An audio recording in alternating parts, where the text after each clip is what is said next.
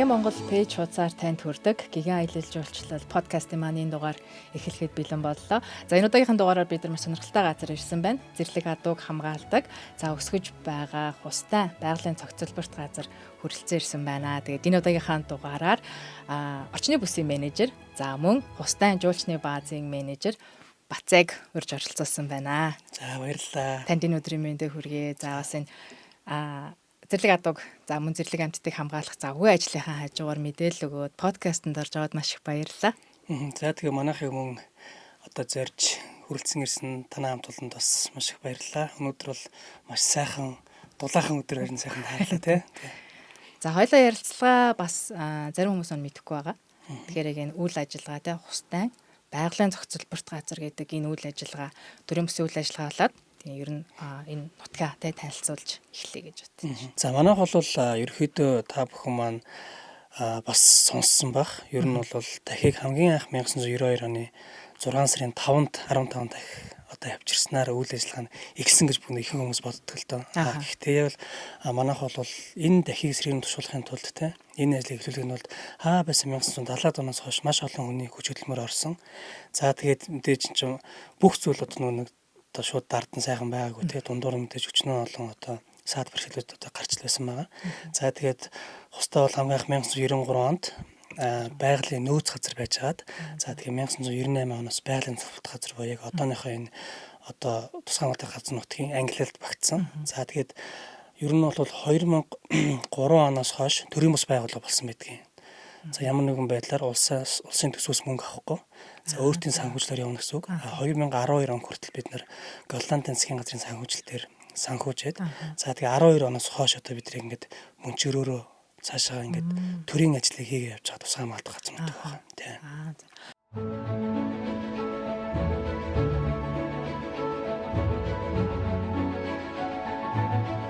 За энэ болохоор ерөөхдөө манд ирж байгаа жуулчд маань эхлээд өөдөндөө самбар дээрээсээ сайхан танилцуулга аваад за тэгээ хамгийн түрүүлж орж ирдэг газар бол манай мэдээллийн төв байна. Энэ дотор хустай анх ер нь яаж үүсгэн байгуулагдсан, дахь гэдэг амьтан ер нь ямар ач холбогдолтой вэ те. За тэгээд ер нь дахь бусад зэрлэг амьтдаас одоо бусад одоо адууныхаа төрөл битүү турууднаас ямар одоо ялгаатай ер нь яагаад дэлхийд дээрх цорын ганц зэрлэг адуу гэж хэлээд байгаа юм те. Гэдэг одоо бүх мэдээллүүдийг одоо манай энэ мэдээллийн төвөөс авч болдог байгаа. За тэгээд мөн одоо яг манай үйл ажиллагаа байгаа штэ. Дан ганц дахь биш. Энд чинь бүхэл бүтэн байгаль хамгааллын байгууллага учраас орчны бүсийн иргэдэд яаж ажилтдаг вэ? Сурвалж судалгаагаа бид нар бас яаж хийдэг вэ те? За тэгээд ер нь бол аялал жуулчлалын албыг яг яаж ажилтдаг гэдэг бүх мэдээллийг манай мэдээллийн төвөөс авчдаг гэсэн үг тийм. Энэ ялгарна гэдэг дээр зөвөр нэг юм тодруулж асууж жуулчтай асуудаг байхгүй. Одоо ингээд харахад хүмүүс харахаар энгийн одоо те нутагшуулсан адуутай ялгахад айгүй хэцүү те. Яаж мэдээд идэв ингээд шинэ гол ялгагдах зүйлсүүд нь юу гэдэг юм бэ? За одоо л шууд энэ зурган дээр хэвлээ ингээд харч те. За дахиад бол за одоо дэлхийд дээр 7 төрлийн битүү туруутай амьтан зэрлэгээр үлдсэн байна л да. За 3 төрлийн зебра, 3 төрлийн улан буюу одоо wild ass. За тэгээд нэг л төрлийн зэрлэг адуу буюу wild horse гэж байна тий. Хүмүүс бас нөгөө Mustang гэдэг одоо адуу байдаг юм байна л да. Одоо Америкт байдаг тий зэрлэг адуу. Гэхдээ энэ бол нөгөө хүний идэл одоо идэл хэрэглэн байжгаад байгаль руугаа зэрлэгсэн байхгүй. Монголд нөгөө 100 адуу гэж байдагтай адилхан. За дахиад бол огт ерөөсөө хүний унтлагын айлын хэрэглэдэггүй яг л байгаль дээрээ байсан. За тэгээд яг ингээд жуулчдыг асуудаг тий. Ер нь бол яг л Монгол хул адуу шаардна. Яг ингээд сайн ингээд анзаарах юм бол Монгол адуунаас арай өөр бахин биетэй, толгойчуд том, дил сүүл ургадаггүй тий. За тэгэл ингээл харах юм бол дөрвөн хөлөг дүнээсөө доош тийм хар нөгөө зебра судалтай ч юм уу тий. Иймэрхүү маш олон өрмөц тий байдаг шүү тий. За тэгээд одоо гэрийн одоо тэжээр одоо 64 хоромсоотой байдаг бол дахь бол битүү туруутан дотроос хамгийн олон хоромсоомтой тий 66 хоромсоомтой гэнэ. За тэгээд ер нь ягаад Пржевальский адуу гэж нэрлэх болсон гэхээр одоо 1800 оны эхнээс Пржевальский гэдэг хүн Монгол орноор ингээд одоо нэг аялж явж байгаад сэргийн одоо хүн шүү дээ тий. За аялж явж байгаад Монгол оронд одоо өөрийн нэг найз нь Тихонов гэдэг хүн одоо өөрийн агнсан гавлын ясыг арьстай хамт бэлгэлсэн. Тэгээ энэ хүн яагаад зэрлэг адуу гэж одоо хэлэх болов гэд за тэгээд Поляков гэдэг хүнтэй очиж судлаад энэ бол адууны шинэ төрөл юм а гэдгийг нь хамгийн их нээсэх хүн Пржевальский гэдэг хүн учраас өөрийнх нь нэр дээр Пржевальский Equus буюу Пржевальский хорс гэж нэрсэн байдаг. Дэлхийд даяар бол Прижовский хадаг гэж маш сайн мэднэ. Wild horse гэх хүмүүс магадгүй нэг арай өөр яадаг гэж магадгүй. Тах гэдэг нэрс нь бол яг л бас дэлхийд нэг брэнд болж байгаа нэр байхгүй юу? Яг таки гэж бичдэг. Таки гэж бичдэг тий. Таки гэж бичдэг тий. Гэхдээ яг л олон улсын нэрс нь бол Прижовский гэсэн. За тэгэл энэ хүн чинь дэлхий дээр тэр том нээлтийг хийснээс хойш 1900-аад оны эхээс ахуулаад одоо Европын одоо зоопарк экспедицүүд Монгол оронд ирж за тэр дахин унгыг тий. За эхээс нь эцгээс нь одоо салгаж аваад зоопаркууд руугаа аваачиж одоо тэндээ явж нутагшуулсан эхний унгнууд амжилтгүй одоо тээвэрлэгдэж бүгд өгсөн гэ тий. Дараагийн 50 дуунаар очсон гэ бүх мэдээллийг манай мэдээллийн дөөс заавал жуулчин одоо дотоодын амрагч ч гэсэн заавал хөтөж тайлбарлахгүйгээр орж ирээд энэ бүх мэдээллүүдээ англи монгол дээр авч болдог тийм. За тэгэл ийшээгээ яаж ерөн дахь буцаа сэргээ нутагшуулагдсан. За Голландын одоо эрдэнэтэн хустайг одоо бидний одоо эцэг их л баггүй юу. Голландын дахь хамгаалсан хамгийн анх хустайг ингээд бий болгоод за ингээд тэндээсээ авахуулаад өөрөөсөө дэлхийд дээрх дахиудын ургийн бичиг бий болгоод хамгийн цус сайн гэсэн дахиудыг Голландаа тусгай хамгаалалтын газруудыг нээгээд за тэгээд тэр тээвэрлэх үе шат нь маш олон үед дамжлагтай болсон. 70-аад оноос ахуулаад энэ үйл ажиллагаа маань эхэлсэн. 92 оны 6 сарын 5-нд одоо хамгийн анхны 15 дахь ирсэн л болохоос биш тэрнээс өмнө маш олон юм шал амжилттай бэлтгэл ажлууд их хийгдсэн. За тэгээд бид нар 2022 онд 30 жилийн ойгоо хийсэн. Гэхдээ тэр 30 жилийн хугацаанд 300 гаруй хүн зөвхөн энэ дахийг хустай нуруунд нутагшуулахын тулд одоо нэг гар бие оролцсон гэж үздэг байхгүй юу? Мэдээж Монгол оронд 3 газар байгаа. Говьалтай аймаг, Завханд байгаа ч гэсэн зөвхөн хустай гэдэг ингэж байгаа чинь Монгол оронд байгаа 800 900 дахийг сэргээн нутагшуулахад маш олон хүний гадаад төрлүүдийн оролцоо маш их байсан. За энэхүү самбар дээр бол одоо яг манай дахин мэдээлэлүүд байдаг. За энэ дээр ингээд 2022 онд манайх 400 дахьтай гэж байна тий. Одоо бол 360 орчим дахь байгаа. Мэдээж энэ чинь нэг хашаан дотор байгаа амтан биш. Яг байгаль дээр байгаа учраас ер нь бол гол зүйл нь бид нар National Park. Мэдээж энэ нэг чи өдөр шөнөгүй бид нар байгаль хамгаалагчд хамгаалаад байж болохгүй. Хашаанд хийж хамгаалаагүй болох. Энэ амтан одоо ингээд цаашаага байгалийнхаа шалгалаар ингээд одоо юу өвчөд явж байгаа одоо нөгөө амтэн шүү дээ тий. За тэгэхээр энэ одоо дахиагаа дагаад бусад зэрлэг амтд ч гэсэн одоо ингээд өсөж өржөөд яг байгалийнхаа шалгалаар гэсэн үг магадгүй тахи бусад одоо хүчтэй өрөөд сүргээ алдлаа гэхэд мэдээж тэр чинь за өрөөндөө сүргтээ нийлж аваа за тэгээд цас цуд юм уу эсвэл чонохонд бариулж л одоо нэгсэндээ ингээд амьдралын шалгалаар л явагдаж байгаа шүү дээ. За тэгээд дахиад өөрөө бас ингээд өвөрмөц одоо заан дөрвтэй амтан за ер нь нэг ижил зүстэй за тэгээд дил сүл хизээж орохгүй за тэгээд тухайн сүргийг ингээд дагуулж авч байгаа толгойг өгж байдаг за өөрийнхөө төлийг 2 нас болоод хасдаг за хэрвээ эр болвол өрөөнүүдийн сүргтэй буюу баачлаар сүргтэйгээ нийлнэ за охин болвол нэг газар хурааж аавна гээд за дахиад өөрөө тийм одоо гэрэмсэг амтан гэж байгаа за тэгээд дахиад өөрийнхөө төсөн газраас бас айхтар бас холддоггүй нэг ус цэгээсээ ингээд усаа удаг одоо ч манай чинь 50,620 га штэ 50,620 га. За энэ дээр байгаа энэ одоо булаан цэгүүд нь болохоор яг дахин одоо байршилна байхгүй юу? Магадгүй дахин энэ дэх яагаад ийшээгээ ингэж нутагч болдгоо. Яагаад энэ дэх ийшээ ирч болдгоо. Ерөөсөө л нөгөө өөрсдийнх нь зан төлөвтэй холбоотой амьтан болчихлоо. Нутагтай байдаг тийм. Тэгэл нөгөө одоо өөрийнхөө газар нутгийг одоо азарнууд нөгөө дахийнхаа баасаар ингээ бомбайлдаг тий. Тэр бол ерөнхийдөө л нөгөө зэрлэг амьтны нэг одоо онцлог байхгүй юу? Магадгүй арслан ч гэсэн тэгдэг шүү дээ. Нөгөө өөрийнхөө газар нутгийг ингэж нөгөө байнгын одоо тэгээд тодтож явж байдаг тийм. Энэ байршлыг та дэд энэ GPS байрлал гэх юм уу яаж тогтоохгүй шүү дээ. Манайх чинь одоо ер нь бол магадгүй манайх одоо тий төрийн байгууллага байсан бол 50,600 гад чинь нэг юм уу 2 байгаль хамгаалагч байх юм. Манайх төрийн бус байгууллага учраас одоо нэг 10 гаруй байгаль хамгаалагчтай. За манай байгаль хамгаалагчд бол өөрт нэгсэн трансект буюу одоо тийм тооллохын маршрут байдаг. 14 юм уу сард нэг удаа бид нар байнгын тооллого манай байгаль хамгаалагч хийдэг. Тэгэхээр зэрлэг амьтдын байршил болоод зэрлэг амьтдын тоо ер нь байнгын тогтмол гарч идэг гэсэн үг байхгүй. 92 оноос хойш манайх дата гэдэг зүйлээр бас нэлээд одоо маш их одоо материалууд байдаг, сулгааны материалууд байдаг. Бас бидний зарим одоо сулгааны материалуудыг одоо зарим эрдэнэ судлаачид авч бас нэг өөрсдийнхөө сулгааны ажлуудад ашигладаг гэсэн үг тийм. За энэ самбар дээр бол ер нь манайх нэг 55 төрлийн одоо зүйлийн хөхтэй амьтан байдаг. За энэ хөхтэй амьтнаас одоо хамгийн их харагдсан нь бол мэдээж халиун буг. За цагаан зэр бол 1000 орчим. За нэг 100 орчим одоо аргал байгаа. Гэхдээ аргалыг бол яг ингээд харахад бол хэцүү. За мэдээж та зорж ирж ийж манай байгаль хамгаалагчдаас одоо мэдээлэл авч ийж цаг хугацаа их ордог учраас аргалыг харахад жоохон хэцүү. Ховор харагдана. Цагаан зэр болон буг бол ерөөдөө байнгын харагдана. Зуны үйлрэл ер нь ямар ч амьтдыг зэрлэг амьтдыг одоо хэдүүл ан амьтан гэж ярихаас илүү зэрлэг амьтдыг харахад хэцүү байдаг байхгүй юу? Яагаад вэ гэхээр зуны тэр халуун юмд чинь буг, зээр, тагч ингэ бэлчээлээд явахд хэцүү. Тийм учраас зундаа уул руу гарчдаг тий. За тэгээд орой 6 өнгөрөөд усандаа бууж ирдэг. За хамгийн тохиромжтой үйлрэл тэр тусмаа одоо хэдүүлэн хэмжээний нэвтрүүлэгтэй холбоотойгоор нэг гол зүйл нь тогтвортой аялжуулалт гэдэг байгаа шүү дээ. Бид нар жилийн дөрөв үйлрэл одоо аялжуулалт ингээ байнгын одоо явуулж байгаа. Нэг том шалтгаан нь зэрлэг амьтад маань өвөл бол хаасаагүй гэдэг байхгүй. Одоо хэдүүлээ ингээл боломж нь илүү өндөр ах юм. Бог ингээ зээрч ерөөсөө ингээл аль болох нам дор газраа ингээл одоо ингээ хамт нутагшаал ингээ байж идэг. Тийм учраас устдад хүмүүс өвөл хавар намартаа одоо ирэх аюу дуртай байдгийг. За хаврын үйлрэл бол яг нэг жоохон церемонтой үйлрэл гэдэг шүү дээ. Одоо нэг жоохон өснөөс нунаад ч юм уу те. Гэхдээ ер нь бол яг зон гэхээсээ илүү яг хустай бол хамгийн гоё үйлрэл нь бол намар өвлийн үйлрэл гэдэг тийм. Ингээд байгалийн цаанаас ингэж ялгарч харагддаг тийм. Энэ самбар дээр болохоор манай үүсгэн байгуулагчд байгаа. За Ямбаум гэж түрүүний хэлсэнтэй Галландын одоо анхны одоо санаатал зөвхөн за Цэрэндэлэг гэж хүн байгаа. Хамгийн анхны Антарктид очиж судалгаа хийсэн Монгол орноос. За одоо бол манай нөгөө хамгаалтын захиргааны дарга даш бүрийн төрсөн аав нөхгүй. Тэгээ одоо ингээд үе залгамжлаад ингээд цаашаа ингээд энэ байгаль хамгаалах ажлыг ингээд аваад өрсөлд аваа явж байгаа. Анх тахь хамгаалахтай ер нь зэрлэг ан амьтдыг хамгаалах чиглэлээр одоо үйл ажиллагаа эхэлж байсан. Тэгээ энэ яаж аваад бас аялал жуулчтай холбогдов. Энэ тал аялал жуулчлалын бас энэ тал дээр нэлээд өндөр оролцоотой маш олон жуулчд наашаа ирдэг юм байгаа. Тэгээ эзэнээс бас энэ үйл ажиллагаа эхэлсэн бол. Ер нь бол яг хамгийн анх манад ирж исэн жуулчд гэдэг одоо манай үүсгэн байгууллагч ярьдаг л та. Хамгийн анх одоо ирж исэн жуулчд бол одоо манай судлаач нарын гэр бүл нь ирж исэн юм байл. Одоо гадны аягүй олон судлаач нар байгаа шүү дээ. Тэгээд анх нь гэр бүл нь ирж исэн. Тэгээд одоо хэдүүлээ бас энэ дүрсэн дээр гарах байх хамгийн анх судалгааны төв одоо байгуулагдчихсан газар байгаа. Одоо 2 давхар байшин байдаг. Тэнд ингээ гэрүүд байдаг гэсэн.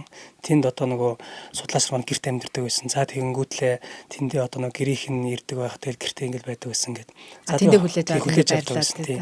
За тэгээ 3 оноос хойш ингээд өөртөө санхүүжээд эхлэхээр биднэрт өөртөө гэсэн нэг мөнгөний хөөсөж заавал байх шаардлагатай гээд за тэгээ ер нь жуулчны бааз байгуулъя, аялал жуулчлал эрхлэе. Ер нь бол аялал жуулчлал одоо жуулчдад зэрлэг адууг зөвхөн тэр үед бол тий зэрлэг адуу бид нар үзүүлж тодорхой хэмжээгээр бас нэг энэ төрөмс байгууллагын орлогыг олох боломжтой байна гэд одоо аялал жуулчлалын үйл ажиллагаа маань эхэлсэн байна. Хамгийн анхны ирсэн зочдол ерөөсөө л манай судлаач нарын гэр бүл гэж тий. Сая бид нар оноос өмнөх манай яг тэр үүсгэн байгуулагч Голландын одоо тэр дахиамалт сангийн Пит гэдэг хүмүүс ирсэн. Тэгээ бид нар аюул сонирхолтой зүйл ярьсан байхгүй юу? Яг нүд байгуулагдчихсан үе. Ер нь бол та тусдад адилсны чинь маш том одоо үн цэнчин шүү гэж бүх зүйлийг эхнээс нь ингээд ярьсан. Тэн дээр ингээд ярьсан байдаг байхгүй. Тэр гэр бүлийнх нь хамгийн анх иржсэн жуулчд ингээд байсан. Тэгэл аялал жуулчлал маань ингээд баг багаар хөгжиж эхэлсэн дээ. Манай аялал жуулчлал салбарын энэ тухай ярьдгийн мэдээж маш олон ингээд байгаль орчны төслүүд хэрэгждэг те гал улсын байгууллагаас ч юм уу төрөөс ч юм уу одоо санхүүжүүлээд тэгтээ энэ нэг төсөл хэрэгжих хугацаанд аягүй сайхан идэвхтэй явж байгаа төслийн санхүүжилт зогсохоор амжилтгүй болдог ч юм уу за иймэрхүү тохиолдолд урт хугацааны юм доктортой байлаагүй тутмаг байдаг тэгээд байгаль хамгааллын зэрлэг амттын талдаа устай одоо энэ үйл ажиллагаа хамгийн амжилттай явж байгаа гэдэг манай салбарт ярьдаг те энэ бас нууц юу байсан гэж бодож байна. Магадгүй бас бусад энэ чиглэлийн үйл ажиллагаа авалдаг хүмүүс суралцах те санаа авах. Хамгийн анх яг энэ хустай маань байгуулагдаад ер нь суурь нь маш сайн тавьсан гэж үздэг байхгүй юу? Бүх зүйл нь. Одоо жишээлбэл хустай ингээд 5 албатай байлаа шүү дээ. Орчны бүс гэж одоо нөгөө 3 сумдынхаа иргэдийг бид нар дэмжих хэрэгтэй. За аялал жуулчлал гэж байна те. Аялал жуулчлал бол тогтвортой маш сайн байж бид нар ингээд төрөмс байгуулга цаашаа санхүүжлээ аваа явчихна. Сурвал судалгаа гэдэг зүйл байж ич энэ одоо амьтд маань за энэ байгалийн маань одоо гол одоо тэнцвэр зүйлүүд ингээд судалгагдчих байна. Хамгаалалтын алба бол маш чухал. Хоттой ойрхон мэдээж янз бүрийн хүмүүсийн одоо мэддэг тарвах ч юм уу те одоо хавар нь буугын ясын ивэр ч юм уу те иймэрхүү янз бүрийн одоо хориотой зүйлсүүд их байдаг. За тэгээд хамгаалтын алба бол яг л одоо энэ бүх зүйлийг энэ 50,650 байлгахын тулд ажиллаж байгаа. За тэгээд одоо манай хамгийн гол уу одоо манай менежер юм байгаа манай захиргааны гээд 5 албаас ингээд бүрдэж явдаг. За тэгээд аль албаар бид нар хаяагүй. Жил болгон төсөв төлөвөө гаргадаг. Жил болгон одоо албандаа тохирсон төсвөө гаргаад бид нэр тухайн жилийнхаа менежмент төлөвлөгөө гаргаа явдаг байхгүй. Тийм учраас ерөөсөө бүх зүйл анханаас ингээд суурь маш сайн тавигдсан болохоор орчны бүсийн малчд маань ч гэсэн биднийг маш сайн ойлгодог. За судалгааны одоо олуулсан судалгааны төвчсөн биднийг маш сайн ойлгодог. Ирж байгаа жуулчид ч гэсэн гадаад дотоод төлөвлөгөө манай хустайн үйл ажиллагааг маш сайн ойлгодог. Яагаад эдгээр ингээд байгаль хамгаалах гэдэг ингээд зүтгээд байгаа юм. Эцсийн үр дүн нь ер нь хаана хүрэх юм? Ер нь бидэрт юу үлдэх гээд байгаа юм. Зүгээр л ингээд муухагаар ингээд хэлэх юм бол тэрэлж хостой ирч яг ижлэхэн яг төвчний байгалийн зохицуулалт газар шүү дээ. Байгалийн зохицуулалт газар. Гэтэл тэрэлжийн одоо нөгөө маш олон жуурчны бааз ингээд нэгдсэн. Манайх төрийн бус байгууллага анаасаа суурин зөв тавигдсан учраас зөвхөн нэг л бааз дотроо манайх нэгж байгууламж байхгүй. Дотроо бол яг л байгалаар л байж байгаа. Тийм л ус хамгаалах газар. Энэ нь бол ерөөсөө ингээд бидний суурь одоо гол зарчим. За тийм нэг үнэт зүйл юм уу та. Тийм. Тэрийг одоо ажиллаж байгаа хүмүүс нөхлөр хөгжлүүлээд аваад бүгд хөгжлөө аваад байгаа. Нийт ажиллаж байгаа одоо иргэдийн 70-аас 80 орчим хүн дандаа орон нутгийн иргэд. Алтан муулыг Алтан Баянгай гэдэг. Жишээлбэл би одоо өөрөө Алтан муулаг сумын иргэн. Миний аав ээжээр яг Алтан муулаг сумынх. За 2003 онд анх нөгөө те орчны бүсийн одоо хустай орчны бүсийн одоо хөтөлбөр гэж анх одоо эхлээд тэр үед малчтын бүлгүүд болгож ирсэн байхгүй юу. Тэгээ хамгийн анх манай аав ээжээр тэр Баян сон гэдэг малчтын бүлгийг 2003 онд байгуулад тийм нэтаж гэдэг зүйлийг одоо эрхлээд тэгээд улсын тэргүүний малчтын бүлэг болсон Алтан муулаг суманд үйл ажиллагаа явуулдаг. Яг тэрнээс үүдэл одоо жишээлбэл хустай хариуцлагатай тэр хүмүүст орон нутгийн хэрэгтэй анхаарал тавьсны үүдээс би юу нааж ажиллах хүн болъё гэд тэгэл хустадаа ингээл ажиллаад одоо 10 гаруй жил ажиллаж байгаа шүү дээ. Манай 5620 натуудын сүртэй за нэг Алтан муулаг Тоймгийн Алтан муулаг Алтан Баянгай 3 сумын заагт байдгийг. За тэгээд мэдээж энэ 5620 энд бий болох энэ тулд энэ амьдарч ирсэн орон нутгийн иргэдийг мэдээж одоо хилээсээ ингээд баг багаар гаргаж шүү дээ. Энд бол ингээд улсын нусгаан газар нутгийг тавьж байгаа. Гэхдээ тэрийг нутгийн иргэдүүд зарим нь ойлгохгүй шүү дээ. Өчтөөн олон жил бид нар энд ингээд амьдарсан байхад те тэглээ мэдээж асуудал гарна. Ер нь бидний нэг яаж хийдгийг тусгай хамгаалалтын газруудын орчин тогтсон хамгийн том нөгөө нэг хариуцлагатай тогтвортой гэдэг зүйл чинь хамгийн том нэг зүйл нь бол орон нутгийн иргэд байдаг байхгүй юу? Бид нар орон нутгийн иргэдтэй сайн харилцаатай байж иж энэ цаашаа ингээд хамгаалалтаа явуулна гэсэн. Тийм. За тэгээд бид нар хөнгөлтэй зээлүүд орон нутгийн иргэдтэй олгодог, сургалтууд байнга хийдэг. Тийм. Ямар чиглэлийн сургалтууд? Одоо сургалтууд нь бол нэтаж байна, тийм. Ер нь жуулч хүн одоо өөрөө малчаа ингээд тийм зүгээр ингээд гэртээ тэр аж ахуйгаа өөрийнхөө тэр эрхэлж байгаа зүйлүүд жуулчдад үзүүлээд яаж мөнгө сургалт. За хүлэмжийн аж ахуй фермер за тэгэл ногоо тарилт газар тариал ингээл гар урлал гэл бүхэл төрлийн сургалтыг бид хийдэг. Ер нь малчин юунаас малаасаа гадна ямар нэмэлт орлого болох тэр бүх зүйлийг хустаа хийсэн. 1992 оноос хойш бүхэл бүтэн 30 гаруй жилийн хугацаанд бид нар бүх сургалтыг хийсэн. Одоо энэ жишээ хэдэн оны зураг вэ? За энэ бол 2009 оны зураг байгаа. Хэдэн жил? Тэгээ одоо тэгэхээр чи нэг 16-7 жилийн өмнөсөн шүү дээ. Энэ бол манай яг манай өөр аавынх байхгүй. Би ч одоо энэ өчнөө бүсэн тийм. Одоо хүртэл ажиллаж байна. Алтан муулаг сумын одоо иргэн гэж явдаг. За тэгээ манай аавынх бол Баян сонгонтгээ бүлэг нэтаж эрхэлдэг. Жилд нэг 2000 орчим жуулчин хүлээж авдаг. Улсын тэргүүний малчтын бүлэг. За тэгээд нодлон улсын тэргүүний нэтаж эрхлэгч бас байгуулга болсон. За тэгээ мөн Алтан муулаг сум, Алтан Баянгайгийн сумдууд өөр өөрсдийн одоо нэг газар нутгад тохирсон одоо үйлдвэр эрхэлдэг байхгүй. Жишээлбэл Алтан Баянгай маань хичнээн аялал жуулчлал эрхлэхэд багч одоо боломж багтаа ч гэсэн одоо газар тариалан хүлэмжний аж ахуй, фермерийн аж ахуй одоо маш сайн эрхэлдэг. 2-3 хүртэл айлууд одоо 2-300 хүртэл айлцсан. Манайхаас анх нөгөө тэ тусламж авч ирсэн одоо зээл авч ирсэн айлууд маань маш ингэ дэшег одоо сайжирсан айлууд байна. Анх бол нэг 30 гаруй бүлэг 2003 онд хустай орчны бүсийн малчтын бүлэг гэж байгуулагдаад 30 гаруй бүлэг ч юм уу шигшигдэн шүү дээ. Одоо бол 7-8 бүлэг бол маш амжилттай жишг бүлэг. Тэгээд одоо бусад аймагуудын сумдууд руу ч юм уу малчтын бүлгүүд рүү явж нэг сургаж багш хийх тиймэрхүү одоо төвшөнд бэлдээ. 90 оноос хойш одоо ингээд тасалдаг. Одоо сүүлийн 2-3 жил би өөрөө орчны бүсийг бас нэг хариуцж ажиллах орчны бүсийн менежер гэдэг байхгүй. Тэгээд одоо бол сүүлийн 2-3 жилийн хугацаанд ер нь Монголд төдөөгүй дэлхийд нөгөө хүнсний аюулгүй байл гэдэг зүйл маш их одоо яригдж байгаа учраас органик хустай гэсэн хөтөлбөрийг одоо хэрэгжүүлээд малчтаа ер нь органик болохын тулд ямар зүйл хэрэгтэй шаардлагатай ингээд маш олон байгууллагуудтай хамтарч ажиллаа ингээд явж байгаа байхгүй. Тийм. Тэгээд малчтаа бас 2 төрлийн зээл болгохтэй. Малчтаа зүг орон нутгийн хэрэгэд бага зээл буюу 2 сая төгрөг хүртэл. Их зээл буюу 20 сая төгрөг хүртэл. 2 сая төгрөг нь бол хэрэглээний зээл. 20 сая төгрөг нь бол та одоо тий фермер эрхлэх юм уу, нэтаж эрхлэж байгаа юм, гар урлал эрхлэж байгаа юм. Ингээ явдаг байхгүй. Үйл ажиллагаа эхлэх туслах гэсэн. Тэгээд тэр нь өөрөө төрийн бус байгууллагынхаа өөрийнхөө сангаас олгодог зээл гэсэн. За яг 2003 онд энэ сан маань тусдаа байгуулагдсан. Сан тусдаа. Гэхдээ одоо бол жуулчны баазаас олж байгаа орлого одоо манай энэ одоо төрийн ус байгууллагын орлого шүү дээ. Энэ нь болохоор энэ жишээл тустай байхгүй. Тустай 2 фонд гэсэн. Тийм учраас болох юм тийм. Тэгээд ингээд цаашаа хамгаалчтай маань үүдээс бид нар нэг л зүйлийг дэмждэггүй. Тэр нь бол мал худалдаж авахыг дэмждэггүй. Яагаад гэвэл тэр тедэргүй бэлчээр нь хэвтэрсэн. Даас нь хэвтэрсэн учраас мал худалдаж авахыг дэмждэггүй. Магадгүй тэр худалдаж авсан мал нь устдаар ороодох юм бол хаана. Тэгэхээр үйл ажиллагааны зорилго өөрөө зорилгоо эсрэг юм байна шүү дээ. Ерөөсөө л бүх зүйл нь ингээд зөв эхэлсэн учраас орон нутгийн иргэдэн магадгүй хөөхд залуучууд руу чиглэсэн ажил хийснээс болоод тэрнээс би ингээд нэг өдөөлт ч юм уу юм аваад ингээд ажиллаж байгаа байх гэж боддог. Тэр ихтгэл үнэмшлээ одоо хүртэл тээж явж байгаа бас тэр шалтгаан байна.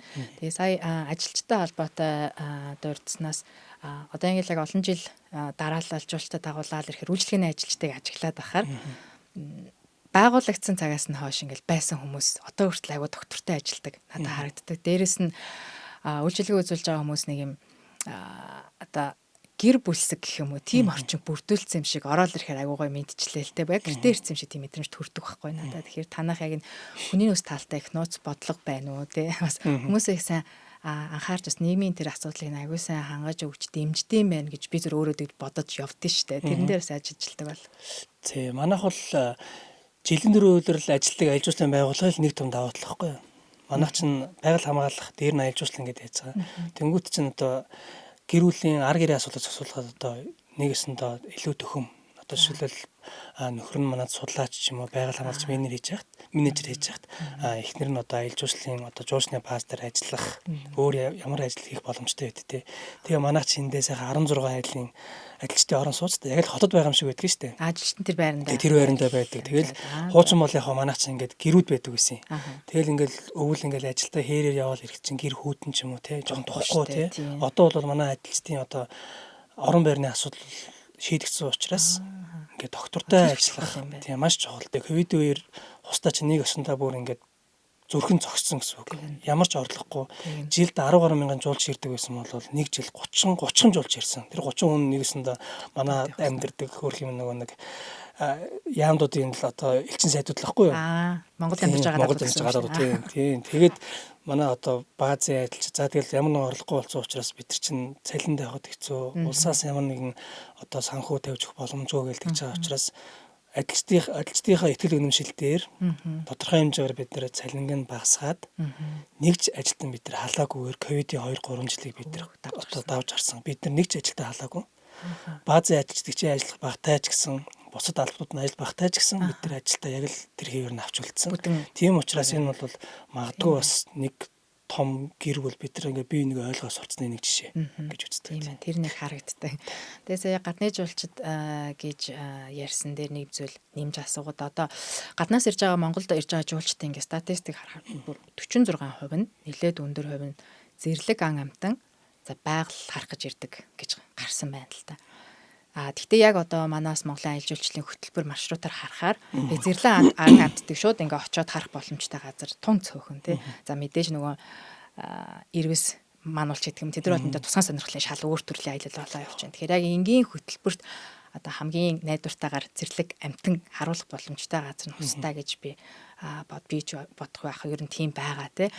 Тэгэхээр яг тэрийг зорж ирж байгаа жуулчд өөр бас ямар зүйлсийг эндээс илүү харж байна те ирээд явж байгаа хүмүүсийн сэтгэлдлийг сонсоход энэ л үнэхээр гоё ялаа гэсэн зүйлсээс бас сонирхолж хэлвэл юу байх вэ? Тийм манайх ч юм бол одоо яг хүн ингээд жуулчин хоноод явж явах үед бол хамгийн тохиромжтой байдаг байхгүй юу? Нөгөө тохиромжтой үед нь бол хавар болон намар өвлийн үйлрэлд хүн ингээд хараад бүр ингээд ангаана ямар гоё юм бэ. Ерөөсөө шалтгаан нь тухайн амьтны нэг амьдрах орчин байхгүй юу? Тийм. Зун бол байгаль бол маш гоё л доо. Тийм. Тэгээд яг хүн зөв цагтаа ирж чадах юм бол амьтдаа маш ойрхоноос хардаг.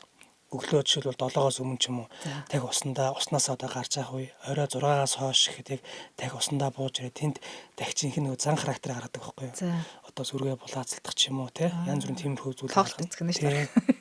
Харин намар өвөл хаврын үйлрэлд бол яг л нам дор газар холцоо байдгийн. Одоо жишээлбэл та урагшаага ингээл машин замаар явах замын хажуудалд байж гэнэ гэсэн үг. Амьдрах орчин нь гэж байгаа. Тэгээ жуулчдын хамгийн гоё сэтгэл үлдээдэг зүйл нь болохоор төрүүлж ингээ манай дээр ирчээд за манай музей рүү орчоод зарим хүмүүс манай үйл ажиллагааг одоо мэддэггүй хүмүүс ирдэг аахгүй гадаад болон дотоод. Яагаад гэвэл бидрийг улсаас ямар нэгэн туслан дэмжлэг аваад улсаас санхүүж явж байгаа гэж үздэг. Тийм учраас та одоо бараг л бидний одоо нөгөө юуны мөнгөөр татварын мөнгөөр энэ төрөж ярих хүмүүс ч байна. Тэгэхээр хамгийн гоё зүйл нь болохоор бидний үйл ажиллагааг ойлгоод дахиж ирж байгаа хүмүүс айгүй гоё даа. Дахиж ирж байгаа хүмүүс. Таны зорилготой бас нэг анх ингээд жишээлбэл ингээд намайг харцаалтай жоохон үл тоох ч юм уу. Тэгэл яагаад би 10,000 төгрөг төлж чинь бид нар яагаад замаас гарч болдгүй бид нар орно өөрийнхөө нут төр байна бидний татвараар ингээд янз бүр юм яриа штэ. Айгүй их тийм юмуд ингээд болдог байхгүй. Тэнгүүд бид тэрий чинь маш зөвөр тайлбарлана. Энэ бол төрийн бус байгууллага шүү. Бид нар бол ингэж явж байгаа. Цаашаагаа бид нар ингээд ийм юм одоо бидний ирээдүйн зорилго байгаа. Магадгүй та дараа нь өөр хөвгтэй ирэхэд нөгөө хүмүүс чинь шал өөр болно. Бүр илүү илүү ойлгон. Тэнгүүтлээ нэг ирэх биш. Жил болгон ирдэг байхгүй юу? За одоо яаж чинь таад маань яаж чинь. Тэгээ за та одоо олон удаа ирсэн чинь ядаж хоолой өнгөлөх үгүй тийм юм байхгүй. Яагаад гэвэл бид нар таад өвлөөс маш сайн ойлгодог учраас. Жуулчд маань хүртэл ерөөсөө дараа нь ингээд найз нөхдөд хэлэхдээ тэнд очиороо заавал тэнд очиж шүү. Танаа оруулсан сувнерд оруулсан нэгч төгрөг тэр бол байгаль хамгаалахад зориулагддаг шүү. Нэг унганд өвс өгөхөж гэсэн ингээд зориулагддаг шүү, тийм учраас одоо гадна дотны бас нөгөө хандив өгж байгаа хүмүүс, хандив өгж байгаа жуулчны төр компаниуд ч юм уу маш их байдаг. Тийм учраас бидний гол үнц нь бол энэ байгууллагын дотоод бол гадаад соёл ерөөсөн.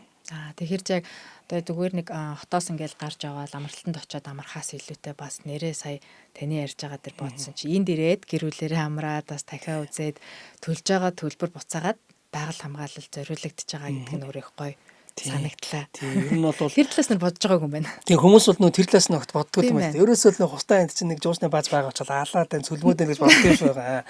Яг үүнийг хэлэхэд энэ одоо нэг танд зөвхөн өнөдр ингээ харагдаж байгаа маш сайхан нэмсэлж байгаа зөөгч маш сайхан хоол хийж байгаа тооч нар магадгүй харж байгаа байгаль хамгаалагч үүдэнд байж байгаа тэр хөтөж мөтөж. Эдний чи ард бүхэл бүтэн маш том баг ажиллаж байгаа. 60-аас 70 хүн За бид нар байнгын орон тооны 50-аар ажилтан байдаг л та. Одоо байгаль хамгаалагч тэгэл орчны үеийн ажилчид судаач нар одоо аялал жуулчлалын албаны ингээд зундаа бид нар 20 гаруй одоо юу хүлээж авдаг. Оюутнууд авч дадлагжуулдаг. Аялал жуулчлалынх байж болно, судалгааных байж болно Тэд нар чинь бас ингээд нэг гэр бүл болоо явдаг байхгүй юу. Тэгээд ингээд яг л би яг тэгж л ихсэн анх ингээд за хустаа гээл одоо 10 жил байхдаа би ярьдаг байлаа шүү дээ. Би бол хустаад байдаг мэтг. Яг ингээд тэг багч байгаа шиг яриад дунд нь ороод тэр шал өөр өдөг байхгүй юу. Эн чинь бас ийм зүйл байдаг юм байна шүү Зүгээр нэг одоо ингээд наана ингээд дэлхийн хэмжээний юм шиг мөртлөө цаана асар хүн хөдөлмөрлж ажиллаж идэг. Тэр одоо жуулснаас мөнгө олохын тулд за энийг ингэж авч үлдэхийн тулд асар олон хүн одоо ажилладаг шүү гэдгийг одоо нөгөө бас хүмүүс бага ингээд мэдээд тах шиг байгаа. Одоо юм хөгжөөд нь шүү дээ. Анх бол зүгээр хустаа гээл тахилгаж хардаг гэсэн бол өнөөдөр цаана асар том судалгаа, асар том орчны бүс, асар том аялал жуулчлал явж байгаа гэдгийг бас одоо хүмүүс ингээд илүү их одоо мэдээд байгаа юм. Тийм ээ. Тэгэхээр энэ олон баг ингэж энэ олон дэд бүтцтэй бас ингэж ажиллаж хахад өөрсдөө санхүүжүүлж байгаа гэж байна. Төрөөс олон туслан дэмжлэг авдаггүй. Тэгэхээр орлогын их үсэр санхүүжилтээ яг ямар хэсгүүдээс яаж бүрдүүлж ин энэ нас сүүлийн жилүүдэд өсөлт бууралжуулчдын тоотой шууд хамааралтай байж гин үү? Ямар ажиглагдаж байна? Ер нь бол яг манай хамгийн гол одоо орлого олж байгаа зүйл маань аялал жуулчлал. Ерөөсөө нийт орлогын нэг 70-80 орчим байгаа. За тэгээд жил болгон манад сайн дур ажилтан гэж ирдэг. Дэлхийн өнцөг болон бүрээс гаднаас одоо судлаач одоо оюутнууд юм уу эсвэл сайн дур ажилчид ирээд манай одоо судалгаанд одоо нөгөө тусалдаг гэсэн үг. Дахин одоо нөгөө дата цуглуулахад өөр ямар судалгаа байдаг тиймэрхүү одоо нөгөө судалгаанд тусалдаг. За тэгээд өөр нэг зүйл болохоор бид нар нөгөө бас нөгөө бусад амьтдаа тарууга одоо буугийнхаа илийг одоо бусад тусгай хамгаалалтаа газар нутг руугаа одоо нутгшуулах тэндээс тодорхой хэмжээний мөнгө олж ийн. За тэгээд баримт кинод байна л та. Сая ковид үед бол манайх одоо нэг өсөндөө жуулчтай орлого бол байхгүй болж байгаа огт байхгүй болж байгаа.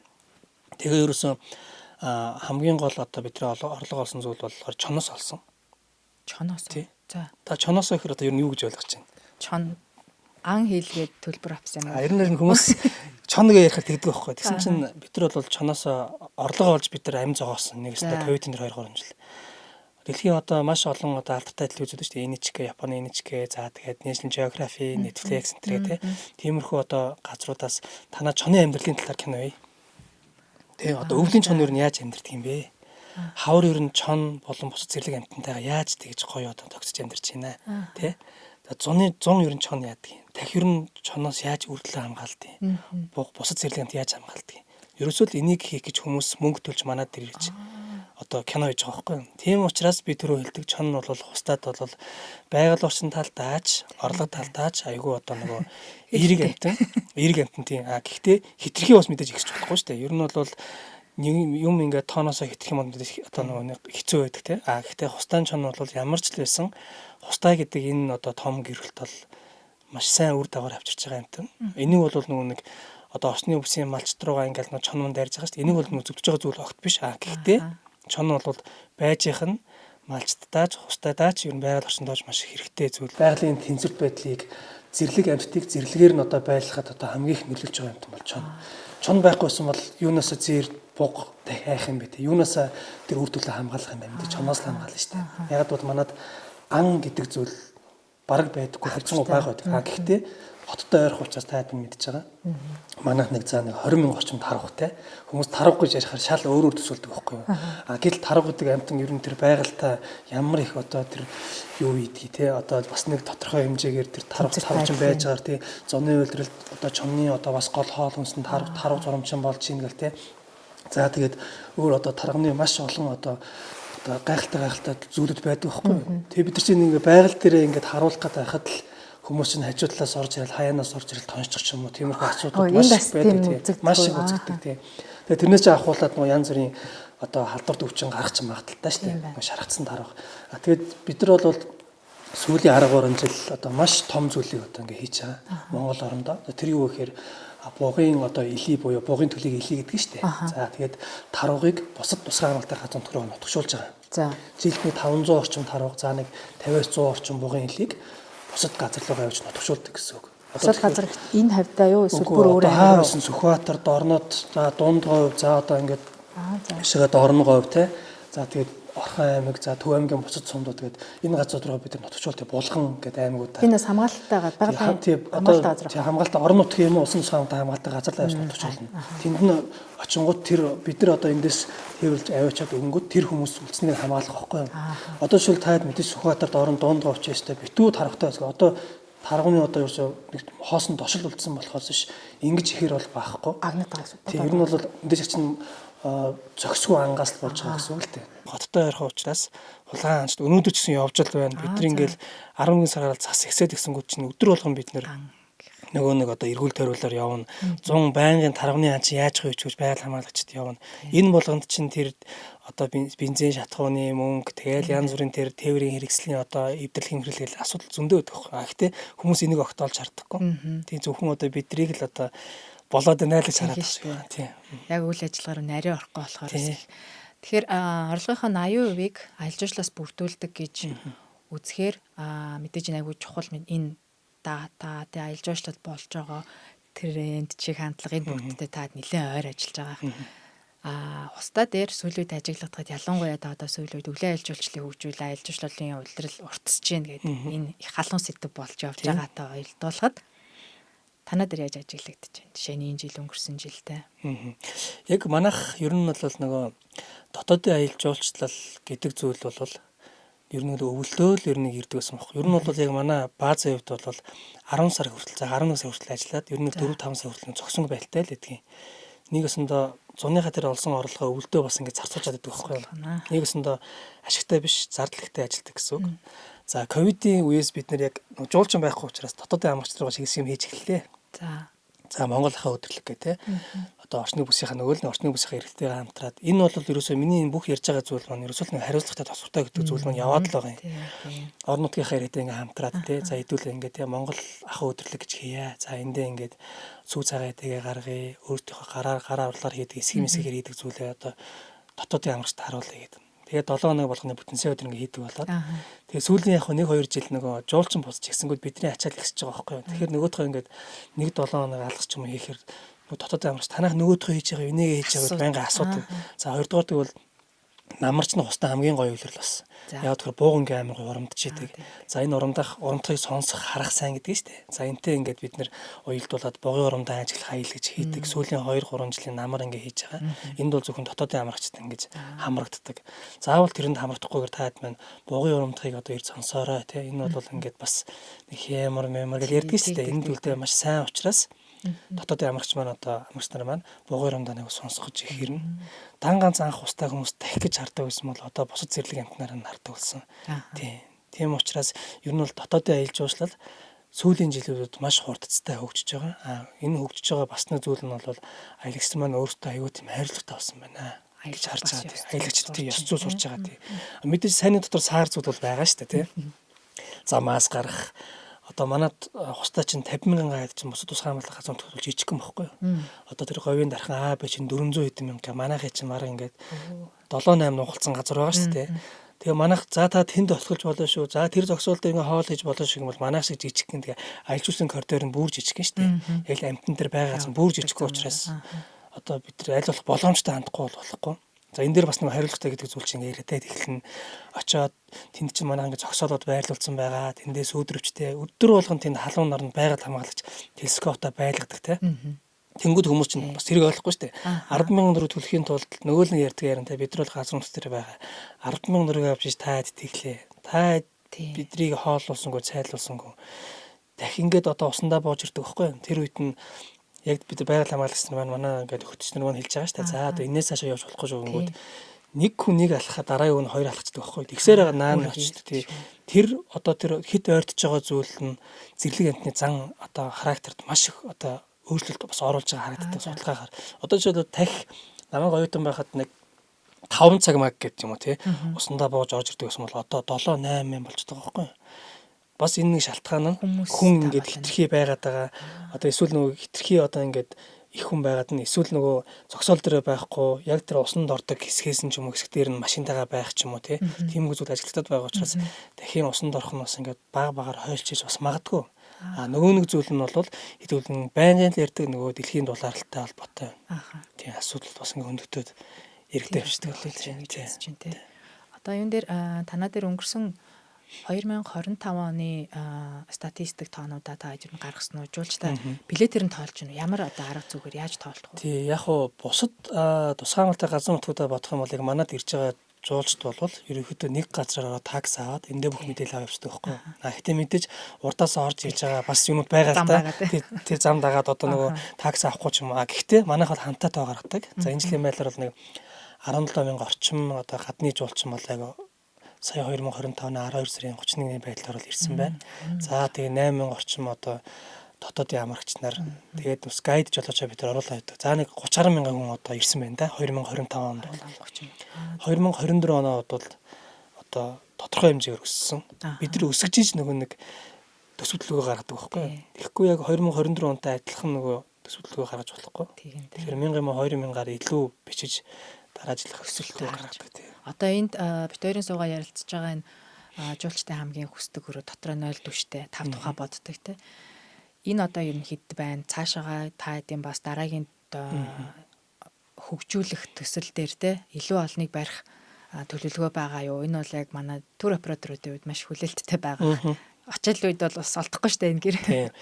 Ер нь бол яг манайх 2000 ковидоос хойш л доо ер нь бол хонжоо жуулчдаа багасч байгаа байхгүй юу? Ерөөсөө шалтгаан нь хүмүүс нөгөө нэг паблик зүйлрээ биш өөрсдийн зүйл одоо тий өөрөө дотроо 0 түвштэй өөрийн одоо тусгай тэм зүйлтэй байх шаардлага аюул өндөрсөн. Тэр бас нөгөө халдварт өвчний тэрнтэй бас холбоотой тий. Тэгээд жуулчдын нөгөө хонжоогоо тоо аюул багасч байгаа байхгүй юу? Тэгээд за шалтгааныг ингээд авч үзэхээр мэдээж нөгөө 0 түвштэй гэр. Тэгсэн мөрлө хөөх юм манай төр компаниуд чинь сэтгэлтэй шүү жаа. Хөтөлбөртөө ороод байгаа. Хөтөлбөрт нь оруулаад тий. За бид нар ингээд энд байгаа 40-50 км-ийн цаанаа Монгол намаадад очих хонно. Гэхдээ бид нэр замдаа дахь үзээд өдрийн хоол идээ явна шүү. Замдаа дахиад үзээд орой хоол идээ явна шүү. Чи ерөөсөө л нөгөө нэг манай үйл ажиллагааг мэддэг олон жил одоо үйл ажиллагаа авсан төр компани тахгүй юу? Тэгээд нөгөө одоо жишээлбэл өдрөөр иж байгаа жуултан за яг одоо өдрөөр ингээд халуун байдаг ч гэсэн одоо танад одоо ингээд тодорхой хэмжээр орлого оруулаа явуулж байгаа гэд мэдээж сайн компаниуд ч сар компаниуд ч байгаа шүү дээ. Одоо жишээлбэл манай такс манд 70,000 болсон байгаа. Гэтэ өвөл бол 35,000 болж байгаа. За энэ бол ингээд бид нар олон талаас нь ингээд авч үзэж байгаа. Тэгээд ингээд харахаар үнэхээр манай үйл ажиллагааг ойлгодог хүмүүс бол яг хэвэндээ бид нар зүгээр ингээд төлөвч одоо төгсөөж байгаа шүү дээ. 35-аас 70,000 болцлоо тэнгуү чинь за одоо бидний нөгөө төлөвлөж исэн 15,000 16,000 жиж худлаа боллоо. За 10,000 нэрүүл их юм шүү гэх тээ. Тэгсэн чинь 17,000 болсон. Тэгээ энэ бол ер нь ихэнх жуулчдад дандаа манай тур компаниудаар дамждаг. За зундаа бол нэг 40 гаруй гэртэй. өвөлдөө бол нэг 20-од гэртээ жуулж хүлээж авдаг. 10 люкс гэр байгаа. Люкс гэрээ бол одоогор бид нэмэх одоо боломжгүй гэж үздэг байгаа байхгүй юу? Нэг шалтгаан нь бид нар байгалаа хамгаалж байгаа болохоор асрыг ашиг олох гэж биш. Тийм учраас өнөөдөр бид нарт энэ 17 мянган жуулч ирж байгаа, 15 мянган жуулч ирж байгаа нь ер нь манай байгууллагын хувьд бид нар цаашаага үйл ажиллагаа явуулахад хангалттай байгаа байхгүй юу? Магадгүй бид нар за 10 люкс гэрээтэй энийг 30 болох чи 20 болох чи хүн их ирнэ. Гэтэл нөгөө амьтд чи яах юм бэ? Нөгөө байгаль чи яах юм бэ? Тэ нөгөө нэг одоо энэ хөрсний илэгдэл чи яах юм бэ? Маш их машин явснаас тоосроо их болж байгаа. Тэрнээс нүүдээд ургамал урахгүй тэндээ одоо ингээл янз бүрийн одоо нөгөө нэг одоо хүмүүсийг очноос болоод байгальч нэг жоохон тэнцвэр байдал алдагдаад байна шүү дээ. Тэр зүйлээ бид нар бодож судалгаан дээр үндэслэж хийхгүй бол ашгаа хэтэрхийг олох юм бол бидэнд боломж байгаа. Гэхдээ бид нар бол байгаль хамгааллын байгууллага гэдгээр нэн төрөнд бид нар одоо байгаль хамгаалал гэдгээр явах хэрэгтэй. Ашиг юм биш. Ашигын бус байгууллага. Гэхдээ бид нар тийм гээд аялал жуулчлал хайж болохгүй. Бид нар үйлчлэгээ хоол ундныхаа одоо хоол ундаа одоо огтож авч байгаагаа тий. За одоо энэ гэр үйлчлэгээ маш сайжруулах хэрэгтэй. Тий. Энэ талаараа бид нар яах вэ гэхээс их жуулч авах бол бидэд ямар сонирхол байхгүй тий. Тийм ээ. Тэгвэл яг энэ та хэдэн бас нөгөө хоёулынхаа ярилцлага урд ярьсан нөгөө үнэт зүйлгээд ярьжсэн те энэ зүйлээ яг бүх одоо үйл ажиллагаан дээрээ хэрэгжүүлж ажилдаг учраас ер нь яг байгаль хамгаалал айгу доктортой явж байгаа амжилттай явж байгаа төсөл юм байна гэдэг би ойлгочлоо. Яг саяас тань хэлж байгаа гэж бодогдлоо. Тэгээд доктортой явуулах за нэг мэдээж шалтгаан нь санхүүжилт юм байна. Санхүүжил за нөгөө талдаа байгаль хамгаалал нөгөө доктортой ялж үйлчлэлийн эдийн засаг нийгэм байгаль хамгаалал гэдэг энэ гурван зүйл ч өөр тэнцвэртэй байх хэрэгтэй гэдээ яриадангууд тусгай хамгааллын газар нутагт ээлжүүлэх үйл ажиллагаа явуулахын зөв буруу те хоригддаг эсвэл хориглохгүй байчих гэхээр яг одоо нөгөө тэрэлчиг те хөвсгөл шиг ингээ болох гээд байна. За хэд хориглохоор бизнес эрхэлж байгаа хүмүүс маань бидрийг дэмжихгүй байна. Бид нар бүх асуудлыг нуруунд дээр авч байна гэд ингэж ярьдаг. Тэгэхээр яг энэ тусгай хамгаалалттай газар нутаг дээр үйл ажиллагаа явуулж байгаа бас бизнес эрхлэгч нарыг та юун дээр анхаараасаа гэж боддог байдаг магадгүй. Энэ дээр алдаад идэг ийм асуудал гардаг гэж бодож авдаг юм санаа тий бай. Тий надад бол зүгээр л нэг амар нөгөө зөвлөмж гэж байхгүй шүү. Яагаад гэвэл би өөрөө тусгай хамгаалалтын газар нутагт ажиллаж байгаа учраас хэрвээ би зөвлөж өгөх юм бол тусгай хамгаалалтын газар нутгаар байгалаад хамгаалж идэг гэсэн тий. Тийм учраас ер нь бол хамгийн түрүүний одоо бидний одоо аялагч нартаа тур компаниудаа одоо зөвлөж хэлэх зүйл бол тухайн тусгай хамгаалалтын газар нутгийн ажилчдыг маш сайн хүндэлэх хэрэгтэй. Хоёрдугаар тэр тусгай хамгаалалтын газар нутгийн дотоод журам гэж юм байгаа шүү дээ. Бүх газар байгаа. Тэр дотоод журмыг л хангаа явуулчихвал болоо. Тийм тийм. Тэрэн дээр бол одоо жишээлбэл зарим тур компаниуд яг би өөрөө хараагүй ч гэсэн одоо янз бүрийн тэр одоо постуудаас харж байгаа шүү дээ. Тэрэлж рүү ороход 30 жуулчантай байхад чинь л 20-20 навчих те 10-аар навчих. Бөөний үн тохиолдол. Бөөний үн тохиолдол те. Манай дээр чинь тийм тохиолдол байгаа. Зүгээр яг зарим нь үнэхээр тэр чинь нөгөө нэг одоо 30 70 бусныг мэдээгүй юм байж болно шүү дээ. Тэнгүү тэрийг нь би ойлгоо шүү дээ тий. За 5 сарын 10-нд магадгүй нэг хүн 5 жуулчтай 35 мянгаар төсвөлөд ирчихжээ. Тэнгүүд манайх 70 болчиход байдаг тий. За нэг удаад ингэж гэдэг. За би явуулчлаа. За 35 мянгаар явуулчлаа. Дараа удаа нөгөө хүн чинь яг л нөгөө нэг зочмаараа л 35 мянгаар дахиад орцсон учраас тэгж даврахдаг байхгүй. Магадгүй бусад тусгай хамгаалалтын газар нутагт бас нөгөө нэг тиймэрхүү ажилтдаг гэж магадгүй. Тийм маш хүндрэлтэй үстэй ажилтдаг ингээд. Хүндрэлтэй ш. Тэгэнгүүт чинь үүдэн дээрээ байхаар нөгөө мөн хитэн гайд хүүдүүд чинь те 30 тэгж загнаал те тийм байна юм байна гээл бараг 70 мянгаар авчих юм бол цэхин хийгээл те дараа нөгөө хүүхдээ чинь жоохон яах чинь. Тэр бухимдлаа ингээд сошиал дээр хүмүүс хараад нөгөөх нь онцгүй гэж ойлгох гээд те. Тийм. Тэгээд жишээлбэл ингээд манайх 70 болгочлоо. Тэнгүүт чинь одоо зарим нэг одоо миний маш сайн таньдаг эгчнэр байгаа шүү дээ. Танаа хустай бид нар очихгүй бол та бараг ингээл байхгүй болно шүү дээ гэсэн мөртлөө 7 хоногийн дараа ахын такс авъя, эгшин такс авъя гэж ирдэг л байхгүй юу. Тийм учраас энэ бол ерөөсөө л нөгөө нэг тухайн тусгай хамгаалалтын газар нутгийн тэр дотоод журмыг за тэгээд тэр тусмаа одоо урд чамаа байгаль хамгаалагч энэ манай хөтөч одоо ямар нэгэн байдлаар шаардлага тавих тэрийг нь маш сайн одоо ойлгох хэрэгтэй. Буруу шаардлага тавьсан мод тэрийг нь ойлгуулах хэлж хэрэгтэй шүү дээ. Бусад тусгай хамгаалалтын газар яг адилхан байгаль хамгаалагч бүр залхацсан байдаг байхгүй юу. Хогоо битээ ээчээ за ингээд тэнд нь аваачаад хогийн цэг байжтай гэхэд хүмүүс бол хайчаал явчих. Тэндээс нь үүдээд нөгөө хүн чинь өглөө аягүй гоё байгаль хамгаалагч байгаль хамгаалалт нь бол ингээд босоод ажилдаа явангууд тэнд нөгөө нэг бити хог хай гэсэн газар хог байгаад ддаг. За ингээд 5 хүнтэй ирж ийжл 5,000 төгрөгөө төлж чадахгүй 2-оор нь авчааш 1-ээр нь авчааш гэдэг. Тэнгүүч нь тэр хүмүүс нь тэрнээсээ болоо стресс үүснэ. Ямар ч урам зориггүй болно шүү дээ. Тийм учраас энэ бол нөгөө манай байгаль хамгаалалтын салбар чинь халуунд халж чаддаг хөөдөнд хөрж идэг жилийн дөрөөлөл энэ байгаль тэр хүн өөрийнхөө төлөө биш. Энэ бүх зүйлийг одоо энэ унган хിവэр нь лавд үлдэхин тулд ажиллаж байгаа хүмүүс байхгүй. За манай хамгаалалтын алба бол одоо жилийн 4 үйлрэл ажилладаг. За бид нар ингээд энэ хамгаалтын ингээд захиргаа маань хэдий сайн байгаа ч гэсэн сар зүгтүүд маш их байдаг байхгүй. За жишээлбэл байгаль хамгаалагчд ингээд өдөр шөнөгүй яваад л байх чи араар нь хурж ирээд хүн одоо ан агнах жишээний чон агнах юм эсвэл тарав агнах ч юм уу тий. Энэ хүмүүс чи ажиллагаа явж байгаа. За тэгээд мэдээж хинч мэдхгүй хүн ирээд ан агнаж байхгүй. Тодорхой хэмжээгээр орон нутгийн эдийн ч юм уу тий. Хүмүүсийн таньдаг хүмүүсийн одоо мэдээлэлтэй байдаг учраас ер нь бол айгүй хэцүү. Тэгээ өвөл бол мотоцикл явахгүй ч зас ихтэй үед. За өвөл бол гэрээ одоо маш их орж ирдэг. Орчны үсгийн айлуудын адууч орж ирнэ, магадгүй тавиул адуулууд ч орж ирдэг. Тавиул гэдэг маань орчны үсгийн нэг айл маань өөр хүний адууг авчираад энд өвлжүүлэх. За тэндээс үүдээд бид нар бол зөрчлүүд их гардаг тий. Тэр адуунууд ингээ уулаас буулгана, малчт нь ирж авахгүй. За тэгэл хаашаа ингээ хөөгч юм уу тий. Тиймэрхүү байдлаар байх юм бол зөрчлүүд их гардаг. Гэхдээ бид нар бол энэ байгалыг хамгаалахын тулд л явж байгаа. Чи өөртөө хувийн өмч биш шүү дээ. Чин энэ байгалыг хамгаалаад магадгүй 20 30 жилийн дараа энэ байгаль чинь хэвээрээ ингээ үлдэхийн төлөө бид нэг явж байгаа. Яг л тантай адилхан ажиллая гэдэг цалингаа аваад цаашаа ингээд одоо амьдраа явж байгаа хүмүүс байхгүй юу? Гэтэл тэр хүмүүсийг одоо манай тур компаниуд, за манай дотоодын амрагчид бол маш одоо муугаар хардаг л та. Энд нь одоо бизнес одоо маш хэмзэлдэг. Яг бол бид нэг нэг байгаль хамгаалагчтай айгүй гоё шүү дээ. Бид чинь 21 аймгийн тэр тусгай хамгаалалтын газруудын хүмүүс чинь өөр юм цуглана. Нэг цуглаад спортын тэмцээн, урлагийн тэмцээн болно шүү дээ. Тэнгүүд чинь тэр үеэр л ярьж байгаа байхгүй. Тэгээд нөгөө жүжигдсэн тоглолт ч юм уу ингээд нэг юм үзүүлэхээр яг л нөгөө тийм үзүүлдэг байхгүй. Аялагч нар л одоо битгийгээд байхад тэрийгэ хөрхийн байнгын ингээд нэг харуулна. За магадгүй одоо ингээд тусгай хамгаалалтын газруудын зөвлөгөө болоход тэн дээр чинь ярьж байгаа зүйл нь яг л нэг аялал жуулчтай холбоотой, тасалбартай холбоотой тий, хулгайн антай холбоотой, одоо зөвшөөрлөг нэвтрэгтэй холбоотой, гал түлээ тэндээс нь одоо үүссэн галт өмөр ч юм уу тиймэрхүү зүйлүүд маш их ингээд ажилладаг учраас тэрийг л байнга яриад байдаг. Тийм байна. Тэгээ манай богнод эдээшилж байна. За манад одоо ойролцоогоор 1500-аас 2000 орчим буугатай. Манай зогсолборт газар нь. Тэгээ одоо 300 орчим тахтай, 500-аас 800 орчим цагаан зэрэгт.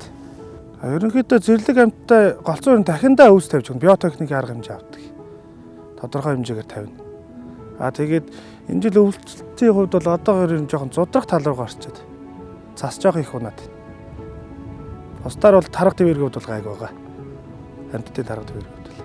За байгаль хамгаалагчаар ажиллаад одоо яг 8 дахь жил рүү гарч байна. Би өөрөө багасаа тийм нэг хээрээр явах дуртай хоббитэйс үгт. Хот орох юм бол тэгээд шууд нэг төгжрөнөөс ахуулаад ерөөсөө стресс ахуулаад. Энд чинь нэг төгжрөө гэх юм байхгүй. Тэгэл ерөөсөө шууд гараад байгальтайгаа харьцаад энэ дуртай юм дээр явж байгаа болох тэгээд хамаагүй гоё. Байгаль хамгаалагчаар ажиллахаас гоё тал нь ерөөсөө хамгаалж байгаа амт нь өсөж үржээл олон болоод байгааг харах хамгийн гоё та. Нүдэн дээр ингээ өсөж үржээд мэддэхүйц өсөд байгаа болохоор тэр нь хамгийн сайхан. Тэгээ манай ихнэр ч гэсэн бас энд хууч надаас өмнө бас оюутан багт ажиллаж ирсэн. Тэгээ гэр бүлээр энд ажилладаг. Байраар хангаж өгсөн баг. Кев тавлаа төслөөр манай тэр 16 жилийн орон сууц барьж өгсөн. Одоо ерөнхийдөө тэгээ орон сууцтай болохоор харьцангуй тухт. Хууч нэг үе одоо гэрт байсныг одоо тухтаагаад л. Гэрт байх юм бол тэгээд өглөө гараад ихнэр хөөхт байхгүй тэгээд хэрээр морьтой шогшоо шүүдэн даарж ирлгээд хүүтэн гэрэл орох ч бас хэцүү шүү дээ. Тэгээ одоо шууд хэрээр явж орж ирээд шууд дулаахан байранд орчихоор хамаагүй амрах. За дотоодоо аялагчтай явах юм бол нэг замгүй газраар их зам гаргаж явах гэдэг. Тэгээд нэг их хэрүүл хиндэ манай монголчууд ч. Энэ дөрмөөрөө явж мэдэхгүй. Тэгээ зогсолборт газар хамгаалалттай газар орж ирсэн гэдгийг ойлгохгүй тэгээд жоохон би Монголдоо явж ийн гэдэг утгаараа жоохон дураараа явчих гэдэг.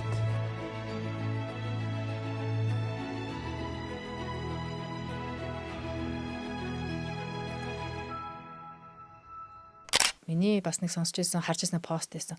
Хүмүүс орж ирчээд ингээд зэрлэг ан амтсан ажиглах одоо энэ чинь болохоос энэ чинь пикник хийх одоо уг зориул байхгүй тийм ээ. Тэгэхээр хүмүүс тэрхийг их хүсээд идэм шиг байгаа. Тэр зөвшөөрөгдөхгүй тийм. Одоо жишээ нь та яг энэ устай байгалийн зохицолборт газрынхаа дүрм журмуудаас хүмүүст мэдлэг өгөх зорилгоос дурдвал. Манайх бол жижиг шүү дээ. Ер нь бол жижиг юм байхгүй. Яг бусад ус хамгаалалтын газруудад бол дотор нь ороод ажилчдын коридор нь том учраас отоглох цэг тий. Одоо жишээлбэл нөгөө газрын хэмжээ хамаарат байна тийм маш их хамаарна тийм. Тэгээд яг бусад ус хамгаалалтын газруудад яг нэг байгаль дээрээ одоо жишээл богдуул маань тий. Одоо зэрлэг амтан ихтэйч гэсэн байгаа ч гэсэн тодорхой хэмжээний явгаа аялын маршруттай амрах цэгмиг байгаа шүү дээ тий. Манай энд чинь бас нөгөө явгаа аялал хийхэд хориот байдаг. Яг цөм бүсээрээ. Зэрлэг амтнаар одоо хэд ойрдог ч юм уу. Тэгвэл хайкингийн аялал энд хийгддэг Аа яг зөвшөөрсөн юмуд байгаа. Маршрутууд байгаа. Маршрутаараа жимээр Тэгэхгүй зарим маань одоо нөгөө нэг хэтэрхий олон жил одоо ирсэн хүмүүс маань дураараа дахируу ойртох одоо яг хавар бол хэцүү шүү дээ. Айгүй эмзэг байдаг байхгүй юу? Дахич нь одоо ингээ хийлээд хийж байгаа. За буугаал ингээ илийгээ бас гаргасан үе ч юм уу. Таад одоо магадгүй бэмбигээд одоо нөгөө хүүхэлт ингээ байдаг шүү дээ. Тэрэн дээр яг ингээ буугын одоо жишээлбэл одоо согооч нь өглөө эрт одоо өөрийнхөө илийг хөхүүлчихэд одоо хөвтөж нуучдээ шүү дээ. Тэгээд хижээл эцэжлээ хөөж байгаа орой хөхүүлдэг шүү дээ. Яг л тиймэрхүү зүйл одоо замд ч байх байхгүй юу. Нөгөө нэг хөөрхий илийг унтж яхад нь үргэж шиг явчих юм бол магадгүй чинь чонохон нь байх эсвэл ихээсээ төөрөх харангадж өгөх. Ер нь бол маш их эрсдэлтэй зүйлүүд байгаа. Тэгээ хавар бол хүмүүс маш их одоо явган айл хийхийг одоо бас нэг хиймээр санагддаг байх л та. Манайх чинь нөгөө тал хээр за уул хээр учраас галтүмөр одоо гарах аюултай. Айл гэсэн чинь аваач тамгиадтаж байгаа таях. Тиймэрхүү одоо тохиолдод одоо маш их гардаг байхгүй юу. Тийм тэгэхээр нөгөө яг хэлэх гээд байгаа зүйл нь бол ерөөсөө л тэр дотоод жомыг л барьчихд болоо. Манайх одоо жишээлбэл огт урд хоол хийлгдэггүй, бааз дээр манайх задгаа террас байдаг. Тэн дээр таад манай хоол ундаа хийгээд идэж болно. Зогсоол дээр зөвхөн дахбуугаа ажиглаад амьттай ажиллаад буцаад ирээрээ. Манайх нэг ч хогийн цэг байдаггүй. Хогийн цэгээ авч яваад ер нь бол та авчирсан бол буцаагаад аваа явуул хэрэгтэй байхгүй юу? Тэн дээр манай энд хогийн цэг баазын хогийн цэг байгаа. За тэгээ замаас гарч болохгүй. Замаас гарах бол аюу хэцүү. Одоо яг эд хураслыг замаас гарчих юм бол тэр зам чинь ингээд торгоол үлдчихдэг байхгүй юу? Тэр үрт нь дараагийн зам гарч ирнэ гэсэн үг тий. Дараагийн машин тий одоо явж болох юм байна гэл тэр нь яваад шин зам ингээд гарч ирнэ гэсэн үг. Тэгэхээр зам одоо ерөөсөө огт гаргаж болохгүй. Зэрлэг амтантай хит ойртож болохгүй. Хэдэн метр гэдэг вэ? Ер нь бол 300 метр байдгийн. Гэхдээ яг ингээд зарим зогсоол нь болохоор 50 м зэтэрч амттмаар ингээд өөртөө ойртоод ирчихдэг байхгүй юу? Тэрийг бол бид нар одоо яалтаа 300 м бол тэгээд зогсоолоос олдоод л тань шүү дээ. Хүмүүс өөртөө зогсоол дээр л байгаа учраас тий бол гайгүй тий.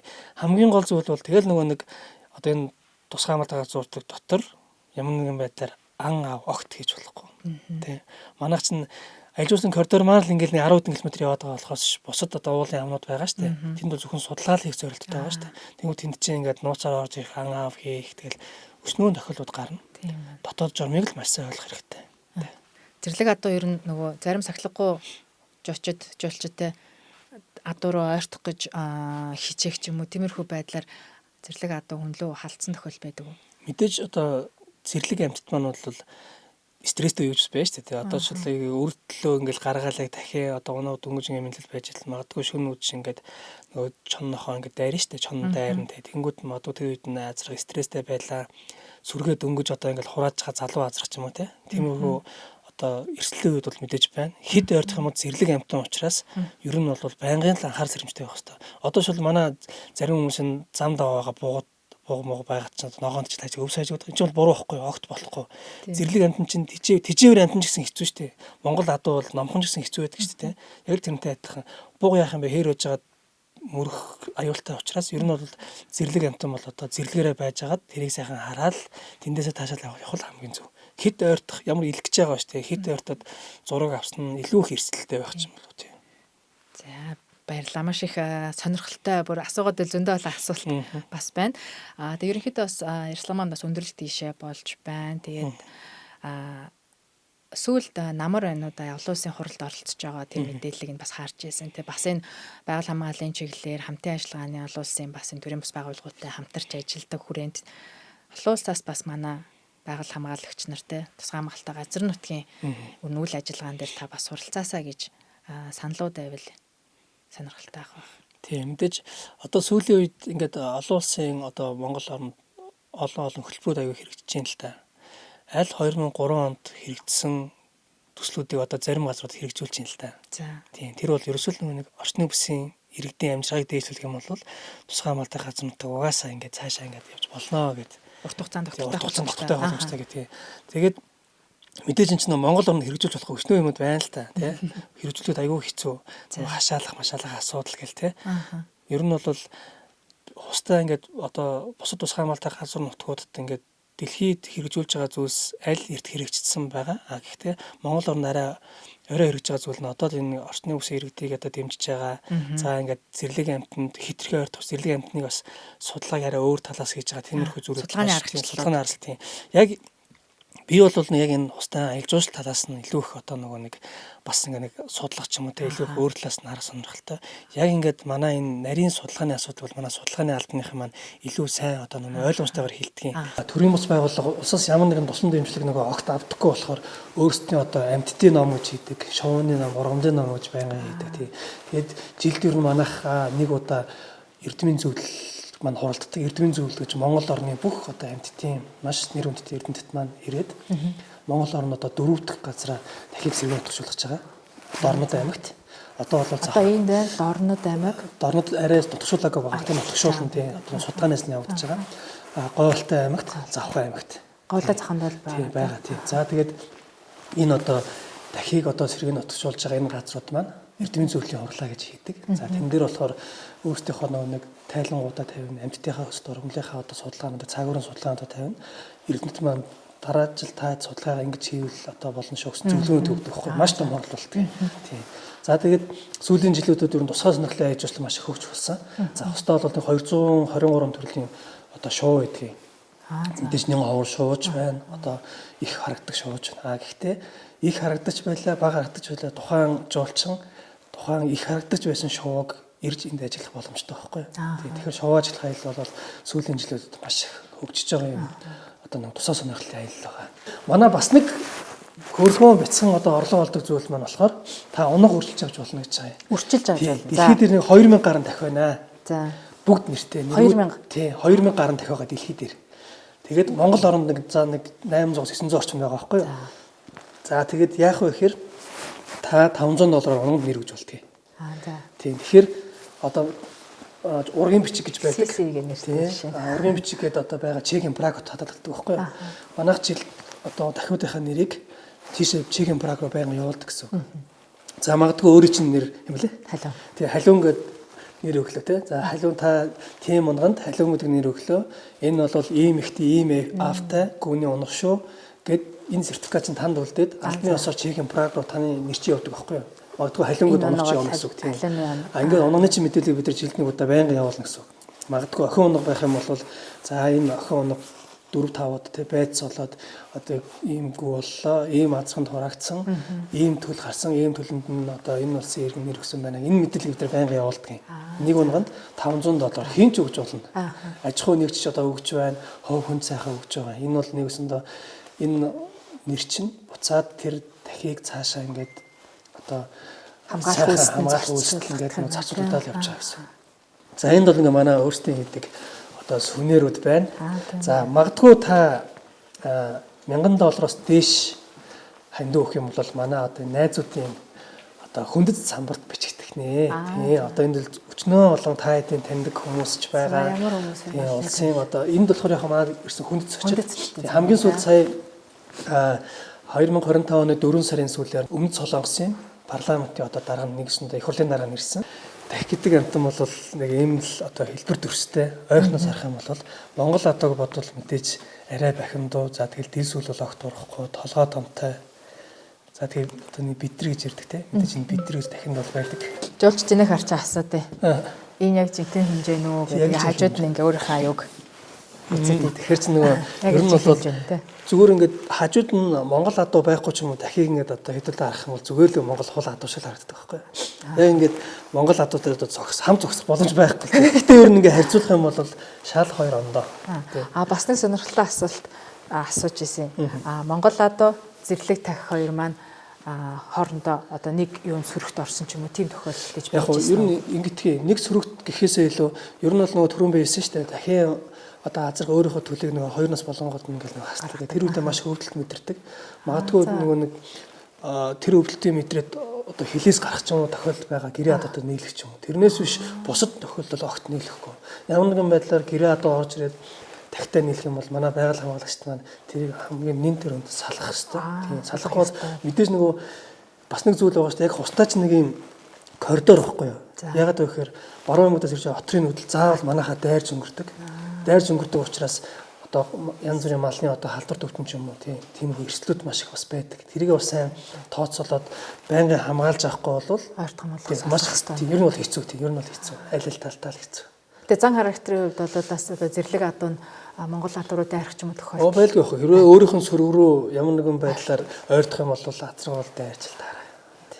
Тэгээ яг иймэрхүү нарийн бүр мэдээллүүдийг авах юм бол манай биологч нар яг хүмүүс одоо 200,000 төгрөгөөр одоо нөгөө авч явж болдог байхгүй юу? Замдаа тайлбарлах тийм ургамал юм уу, шувуу юм уу юу гэдэг. Бид өөрсдөө завгүй байдаг учраас ер нь бол тэр бол байнгын гарах боломжгүй. Ажлынхаа хажуугаар бид нөгөө боломжтой цаг үедээ өөрчилж болохгүй. Бид нар өсвөр үеийнхээ чиглэсэн зүйлүүд маш их хийдэг. Одоо өсвөр үеийнхээ одоо залуучууд руу залуулах руу тий. Гэхдээ нэг зүйлийг маш сайн ойлгох хэрэгтэй. Хүмүүс ингээд хавар юм уу намар 500 600 хүүхдүүд аваад ирдэг байхгүй. Автобусаар нь.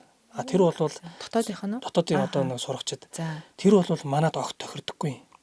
Тийм байна. Тэр 500 600 хүүхд чинь яах юм бэ? Сая манай музей рүү орлоо 30 л орно шүү дээ. Ингээл 30-30-аар нь 500 хүүхд тайлбарлана гэдэг чинь амар зүйл байхгүй юу? Даагууд шүү хүчин зүйл чинь 5 6 ангид тайлбарлангуу сүйдээ чих юу сонсгоо дүү тиймэрхүү байгаа маа. Тийм учраас ер нь бол анги амт толнороо 1 2 каунти автобустай ирэхэд тэрийг бол бид нэр тэр хүмүүст байгаль орчны асар өндөр мэдлэг өгөөд явуулах бүрэн боломжтой байдгийг музейгээ тайлбарч өгнө. Урд очингууд тэр 500 хүүхд урд очиод яах юм бэ? Нөгөө байгаль хамгаалагч нэг телескоп дээр 500 хүүхд ингээ ойчлоо зогсноо гэж бодож байгаа. Дуу бохирлогч аюулын өдөж амар шүү дээ. Одоо автобус нь болгол за хүүхдүүдээ гэл тэнгууд цэвэг шаагаал тийшээ ингээл уулын орой мороор алхаа явцсан. Тийм учраас тэр бол одоо нөгөө хүүхдүүдэд боловсрол олгох биш тэр хүүхдүүдийг хохироож байгаа байхгүй юу? Тэгээд тэр чинь нөгөө аяллуулсан масс аялал авдаг компаниуд байна. Манай найзууд ч байдаг. Тийм гэхдээ тэр бол огт болохгүй. Хэрвээ тэр 500 600 авчиж байгаа бол 3 каунтид автобусаар нь бид нар уршаа явуулах байхгүй юу? Тэнд байгаа бүх автобус уршаа явах юм бол тэгэл тэр юун байгаль хамгаалал, юун аялал жуулчлал, аль нь юун нөгөө хайрцагтай аялал жуулчлал, аль нь ч биш болох байхгүй юу? Тийм учраас анги хамт олноороо багаар за нэг 100 дотор те хүүхд ирэхэд бид нар бол тэрийг маш сайн одоо байгалийн ухааны хичээл оруулаад явж болдог. Тэгээд олон одоо их сургуулиуд за ерөнхий боловсролын сургуулиуд манайтай хамтарчилдаг байхгүй юу? Яадаг вэ гэхээр за бид нар ингэж очие байгалаа ингэж одоо байгаль хамгааллын хичээлэндээ хийе. Бид нар юу хийж болох вэ гэдэг. Хустай харьцангуй бусад санаатаа газруудыг бол хог хаягдлын ногт байхгүй тий. Тийм манай байгаль хамгаалалт байнгын үе явж идэг учраас жижиг сажиг хог байвал авчдаг. Тэгэхээр нөгөө бид нар чинь хаварт гэдэг одоо өвлийн улиралд их олон бус зэрлэг амттай нэг ногоонд ч тавьж өгдөг байхгүй. Одоо ч цасын мэгтэй үед болов шүү дээ. Ногоонд тавьж өгнө. Тэнгүүд чинь тэнд чинь дахин нөгөө нэгтцэл их үүсээд маш их хэмжээний нөгөө юу хомоол болчихно шүү дээ. Тэнгүүд хомоол чинь бас нөгөө ургамал ургахад тэр их хомоол чинь ургамал ургах явцыг удаашруулдаг учраас дахин хомоолыг бид нар ингээд төвлөдөг байхгүй юу? Сурагчдаар. Тэр сурагчид манад ирэхээр музейгээ үзчихнэ, хоолоо идчихнэ, урдчод байгаль хамгаалах ажлаа хийж байгаа юм. Тэнгүүд шуудаа хомоолгоч 20-30 шуудаа хомоолгоо бид нар тэрийг ингээд хатаачдаг. Хатаагаад одоо нэг 3 жил болсон нөгөө хөх хомоол гэж байдаг шүү дээ. Тэнгүүд чинь дахин хомоол Монгол адууны хомоол хоёр мэдээж ялгаагүй.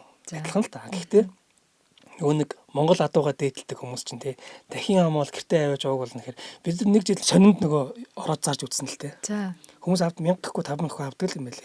Тэгээ сүүлдээ бол бид нар нодлон болохоор за такс авж байгаа хүмүүстэй нэг одоо сонингийн цаас нь 3 ширхгээр ингээ өгөө тий. Тэр хомоолыг чинь бид нар түүх юм бол маш их цаг гарна шүү дээ. Хүүхдүүд ирж байгалаа хамгаалж байгаа. Тэр нь эргээд байгальдаа одоо маш зөв одоо юу хүмүүжил болгож байгаа тий. Тэгээ орчны бүсийнхаа сумдуудын 10 жилийн хүүхдүүд рүү одоо бас маш их одоо бид нар чиглэж ажилладаг. За шалтгаан гэвэл хүний нөөцийн асуудал хөдөө орнотод маш их өндөгдөж байгаа л да. Одоо биологч яах юм бэ те. Ер нь бүх хүмүүс бүх заадаж хот гэдэг л болчих. Энд юм бодомж байгаа шүү гэдгийг бид нар маш их одоо ерөнхий боловсролын сургуулийн хүүхдүүдтэй хэлхийг одоо маш их хүсдэг. Тийм учраас хавар бид нар нэг центавр тэмцээн зохион байгуулдаг. Эндээ зохион байгуулдаг. Тийм Алтан боловс Марланд Баянган сумынхаа ерөнхий боловсролын сургуулийн ахлахын хүүхдүүдийн зохион байгуулад одоо тийм 15 хүүхд шигшигдэж ирж байгаа байхгүй юу? Сум болгоноос нь 5 хүүхд. Тэр 15 хүүхдээ бид нар 8 сарын ихээр манай Мойлт гэж жижигхэн эко бааз байдаг. Ямар ч тог цахилгаан байхгүй. Тэндээ 5 хоногийн эко вакуумлсан сургууль зохион байгуулдаг. Тий. Тэндээ болохоор одоо байгаль хамгаалагч юу юм бэ? Аялал жуулчлал гэж юу юм? Орчны үс гэж юу юм? Ер нь байгаль хамгаалснаар бид нар цаашаа яах вэ? Дандаа мэрэгжлийг сурталчилж дээ. Тэндээс дандаа л манай одоо ажилчид мэрэгчлэнгүүд манай очиж нэг лекцээ тавина тий.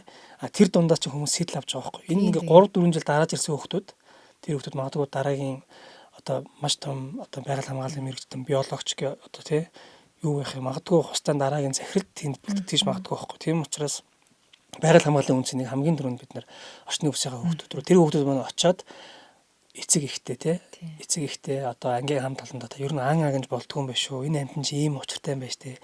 Тавраг гэдэг чинь ийм учиртай амт юм байна штэ гэдэг зүйлийг хүүхдээр нь дамжуулж томчуудад одоо бас өгөх тиймэрхүү одоо бид нар хөтөлбөрүүдийг бас хэрэгжүүлдэг. За мөн тэгээ олон улсын байгууллагууд маань одоо хүүхдүүд рүү чиглэсэн бас нэг гоё ажил байдаг нь одоо энэ байгаль хамгааллын ажлыг технологитой одоо ингэж нэг IT байгаль хамгаалал хоёрыг ингэж хамтарсан юм юу гэдэг юм байна л да одоо бас нэг мэрэгжил гарч байгаа юм байна. Тэрийг одоо орон нутгийн иргэдтэй орон нутгийн одоо ерөнхий боловсролын сургуулийн хүүхдүүдэд бас онлайн маягаар заах энэ хөтөлбөрийг бас бид нар хэрэгжүүлж ирсэн. Гэхдээ энэ бол тодорхой хэмжээгээр амжилт бол олоогүй. Гэхдээ шууд амжилт олоогүйг хайж болохгүй. Тогтвортой хариуцлагатай байх учиртай учраас өсвөр насны луугаа чиглэсэн одоо хүүхэд залуучууд руу чиглэсэн үйл ажиллагаа хвстаа бол маш их хэрэгж байгаа. Гэхдээ энэ нь бол зөв зохистой байх хэрэгтэй. Масс бол огт зохихгүй зүйл. Тийм ээ. Уусаа доктортой гэдэг зүйл нөгөө ирээдүйн хооч залхамж хаалгаа бэлдэх зүйл хамгийн чухал байдаг. Тэр бол хамгийн чухал тий. За өөр таны бас хэлье гэж бодож исэн тий нэвтрүүлгийн бас подкастын маань төгсгөлд хэлье гэж бодож исэн. За дээрэс нь бас манай гадаадын гэлт бас дотоодын жуулчид бас хустай үйл ажиллагаан дээр яаж бас дэмжлэг тусламж үзүүлэх боломжтой байдаг уу? Тэрэн дээр мэдээлэл өгөхөөс гаднаас та өөрийн зүгээс бас хэлье гэж бодож исэн нэмж хэлэх зүйл байвал. За тэгээд ямарсан маш сайхан ярилцлага боллоо. Өөрийнхөө яг хэлэх ёстой зүйлсээ ямарсан бусад сонсогчдод зориулъя хэлхийсэн зүйл ямарсан хэлсэн. Тэгээд хустаа бол жилийн 4 өдөр л ажилдаг. За хустад бол та хамгийн түрүүлж одоо ирээд хөрөнгө оруулалт зүйл маань бол яг л таксаа сайхан аваад хамтдаа сайхан хоолоор хөрвүүлээд хэврээ хонох боломжтой бол сайхан люкс гэрэнгийн гэрт хоноод явах энэ бол одоо та байгаль хамгаалалт оруулж байгаа хустаа манай хамт олонд оруулж байгаа хамгийн том одоо хөрөнгө оруулалт. Тийм байна. За тэгээ мөн дотоодынхаа ажилчдаа одоо дахиж хэлэхэд мэдээж нөгөө дотоод журам гэдэг зүйлээ маш сайн барьчих юм бол манай Монголын аялал жил бол дотоодын аялал жил бол маш сайн хөгжиж байгаа. Нөгөө орк гэдэг зүйл маань бол тий одоо харьцангуй гайгүй болсон. Маш хариуцлагатайгаар аялдаг болсон. Хогоо сайхан аваа явдаг болж байна. Маш сайхан одоо магадгүй хустай дутагдал байлаа гэхэд тэрийг тий маш ойлгомжтойгоор хэлждэг болж байна. За тэгээд адилчдтай маш гоё харьцдаг болж байна. За тэгээд зам гарахгүй гэдэг зүйлийг бас ягшлал маш сайхан болж байна тий. Залуучууд бол нөгөө дээр үед гэх юм уу магадгүй нөгөө олон жилийн өмнө тий гэл нэг аригцсан согтордог байсан шүү дээ. Одоо бол тийм залуучууд баг байха байсан. Маш гоё залуучуудаараа өглөө эрт ирээд те дахбог үзээд за тэгээд vibe аягаа нийлдэг болсон байна шүү дээ. Тэгээ эргэж ирээд баазда ярьж хоол идэх юм уу өөртнийхөө пикникийг эндээ идчихэд явах. Тэгээд тэрийг ингээд цаашаа одоо нөгөө янз бүрийн одоо reel хийж оруулах те тэр нь бас ингээд бидэрт айгүй том одоо нөгөө тус өгдөг байхгүй юу.